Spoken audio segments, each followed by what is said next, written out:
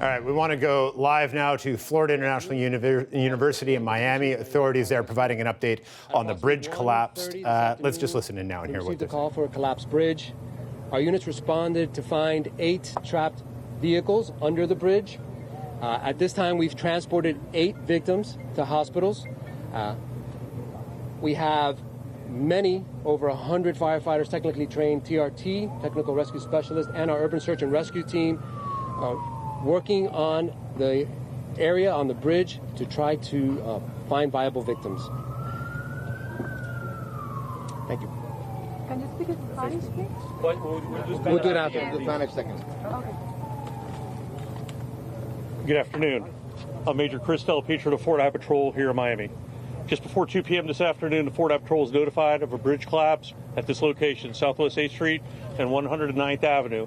As our units arrived, along with Miami-Dade Police and Fire, we observed several vehicles that were involved as a result of the collapse. At that time, it shifted to a search and rescue effort. What we are asking the public to do is to please assist us by avoiding the area of Southwest 8th Street between Southwest 107th Avenue and Southwest 117th Avenue indefinitely as this process goes on. Thank you.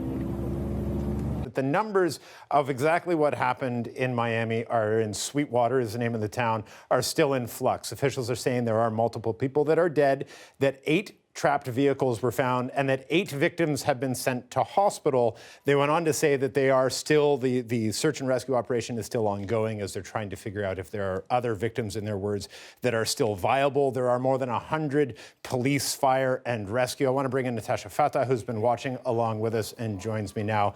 Natasha, the simple fact that it's spring break and there weren't, I think there's 54,000 students at this university, that there weren't as many students on the campus at the time is probably something of a relief, that there weren't yet more people that could have been involved in this. That's right. And part of the other thing that's been clarified within the last hour, Peter, is that the bridge wasn't accessible yet. It is a pedestrian bridge and it was installed over the weekend, but it was not open to the public. So had people been walking on the bridge at that time, there would have been many, many more people having been treated in hospital, and the fatality numbers would likely be much higher. But the issue is that this bridge was meant to open next year. It was installed and put into place over the weekend, which was a huge source of pride for the university and for the community, saying that we used this state-of-the-art technology, this accelerated method, and got it in position quickly in just a matter of hours and got it into place, and theoretically very soon it would be usable. This is a bridge that weighs 950 tons, and that of course is significant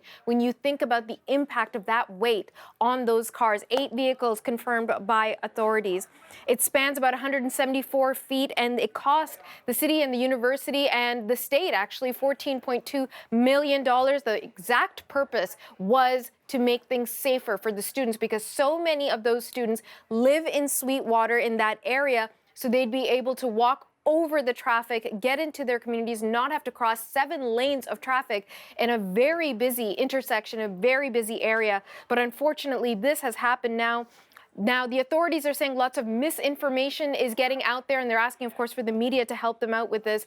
Don't give out false information. Certainly at CBC News Network, we've been trying to confirm as much as possible. We heard what the public just heard, which is they're confirming that there were fatalities, confirming 8 people being treated in hospital, and that 8 vehicles were trapped when the bridge collapsed. There is still a significant first responder presence there, about 100 people, and they're still trying to dig out. But right now, the main concern is figuring out who's still under there, if there is anyone, getting them out, getting them treatment. And then certainly in the subsequent days, the question will become, Peter, how did this happen? Why did this happen? And is someone going to be held responsible for it? Indeed, and we're hearing the National Transportation Safety Board is investigating. We'll follow up more on that. Thanks for reporting on this, Natasha. You're welcome. All right, we want to talk now to an eyewitness. Jose Mejia was on the scene moments after the bridge collapsed. He joins me now on the phone. Jose, can you tell us what you saw?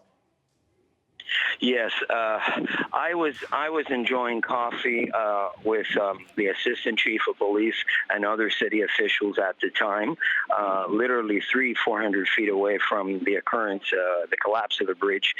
and we were actually conversing about this past Saturday. The bridge just went up on Saturday. It was just installed at 4 a.m, and we were actually happy. We're actually happy about the unveiling. We were conversing about it, and one minute to the other, we hear a bang. And as soon as I hear that, I turn and I look and I say, "Oh my God, the bridge!" And then the officer turns, looks at me, and says, "No, not the bridge." And then the other officer says, "Well, where's the radio at?" And so one of them runs inside to get the radio, and he comes back out of his car to get with the radio, and he's screaming, "The bridge, the bridge, the bridge!" And when he's screaming that, we already knew the bridge collapsed. I run. It only took me half a minute, not even 20 seconds to get there. And I thought I was just going to see a cylinder block that fell or car hit it. So I was not expecting what I saw. And as you can see on my Twitter feed, the pictures that I posted, before they cornered it off, over at least 10 cars, 11 cars there under that bridge, stuck there.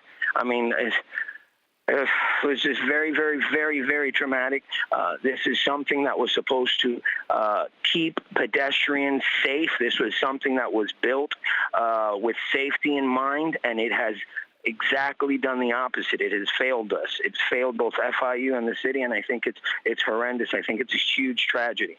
I really do.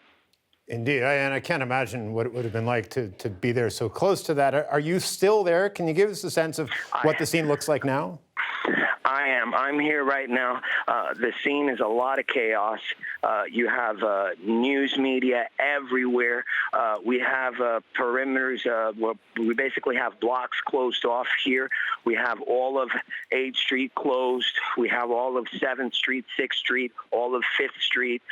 We have 109th where the incident occurred closed. We have 107th closed. We have 112th closed. This is something that's going to happen for days.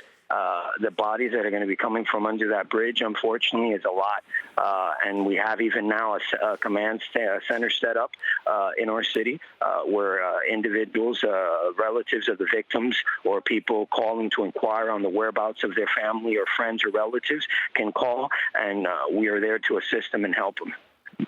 You were talking about how you and your friends were talking about the bridge and how it just sort of got delivered and was not open, but was put into place over the weekend. Somebody told me, were you at the ceremony that actually sort of unveiled it? What? Yes, I was. I ran for commissioner in the city of Sweetwater. I'm running again next year, so I'm always partaking in all city activities. I was there during the ceremony unveiling. We had Congressman Diaz-Balart there. We had top city and county officials there, and we even had George Munilla, the president of the Munilla Construction Management Company, the one that's known for this project. And today, unbeknownst to me, and hopefully unbeknownst to city officials, I have yet to find that out, but unbeknownst to me today, I find out that MCM, the same company that did this bridge with our city and FIU, did a similar project, and that bridge collapsed as well. And the whole thing, we're looking at pictures of it now. And Natasha Fatah was just telling us it's 174 feet long, it's 950 tons, and yet in something they call accelerated bridge construction, it was put in place in a matter of a few hours. Were there safety concerns raised about, or were people just sort of marveling at how quickly they could do such a great thing? I think people were more concentrated on people were more happy and pleased at the completion of the project, and I think they rushed it. I think they didn't have any ill intentions, but nonetheless, I was there Saturday morning. It took over 340 tires to have that bridge, to drive that bridge over here and set it in place. We had 107th Avenue shut down and 8th Street.